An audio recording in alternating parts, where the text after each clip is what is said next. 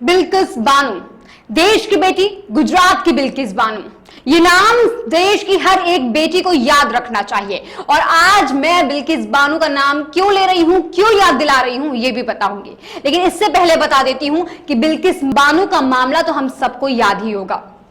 जिस तरीके से गुजरात में इस बेटी के साथ दुराचार हुआ, इसके परिवार के साथ दुराचार हुआ, वो हम सब ने पढ़ा है, देखा है। और 11 आरोपियों को 15 अगस्त जैसे पवित्र दिन पर रिहा कर दिया जाता है।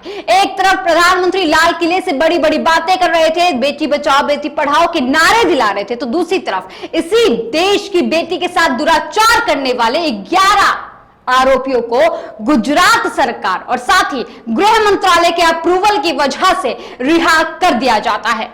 अब गुजरात के बिल्किस बानो के साथ और कई सोशल एक्टिविस्ट ने बिल्किस बानो का साथ देने का काम किया और अब सुप्रीम कोर्ट तक यह मामला पहुंच गया है। सुप्रीम कोर्ट ने कल गुजरात सरकार को फटकार लगाई और कहा कि सेब और संतरे का कोई तुलना नहीं होता है। कैसे किसी भी सामूहिक रेप और हत्या को तुमने हत्या जैसे मामूली केस से तुलना की, कैसे रिहाई दे दी, आखिर क्यों छोड़ा?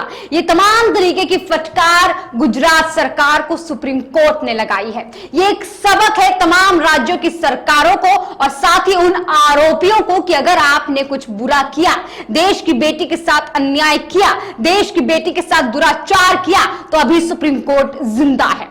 अगर गुजरात सरकार ने आपको बेल दे भी दिया, आपको रिहा कर भी दिया, तो भी आपके खिलाफ कार्यवाही होने की पूरी आशंका है। अगर आप गलत हैं तो आप सुप्रीम कोर्ट से बच नहीं सकते हैं और ऐसा एक बार फिर साबित हो गया है। इस बेंच को मैं सल्यूट करना चाहती हूं।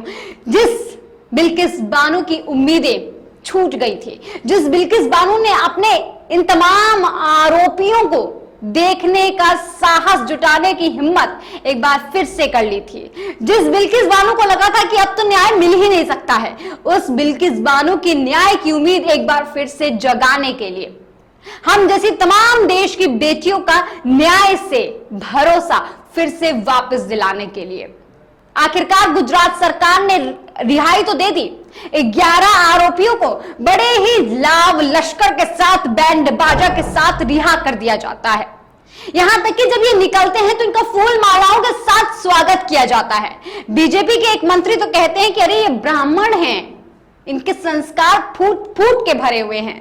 संस्कार फूट फूट के भरे होते तो शायद इस तरीके के जघन्य अपराध ये नहीं करते। लेकिन अफसोस की बात यह है कि 15 अगस्त जैसे पवित्र तारीख को इन 11 आरोपियों को रिहा कर दिया जाता है। ये 11 चेहरे आप देख रहे हैं, इनके चेहरों पर मत जाइएगा, इनकी मासूमियत पर मत जाइएगा। ये 11 चेहरे उस जघन्य अपराध के अपराधी हैं। इसने बिल्किस बानो और उनके परिवार के साथ दुराचार किया था। बिल्किस बानो के परिवार में जितनी महिलाएं थी सबके साथ बलात्कार किया। बिल्किस बानो जब प्रेग्नेंट थी उस दौरान इन 11 चेहरों ने बिल्किस बानो के साथ बलात्कार किया था। हत्याएं कितनी की थी उसके बारे में तो भी पता ही नहीं है। 7 हत्या की खबरें सामने आ चुकी हैं और क्या कुछ है पता ही नहीं। लेकिन अफसोस की बात यह है कि गुजरात सरकार ने इन्हें रिहाई दे दी थी। केंद्र सरकार के गृह मंत्रालय ने अप्रूवल दे दिया था, क्यों दिया था यह पता नहीं। लेकिन अब सुप्रीम कोर्ट ने इस पर सख्त एक्शन लिया है, गुजरात सरकार को फटकार लगाई है और पूछा छोड़ा तो छोड़ा क्यों, रिहाई दी तो क्यों दी। और ये अब देश की बेटियों का भरोसा जीतने वाला काम सुप्रीम कोर्ट द्वारा किया गया है। बिल्किस बानो मामले में एक बार फिर से न्याय की और साथ ही जीत की उम्मीद जगाई है।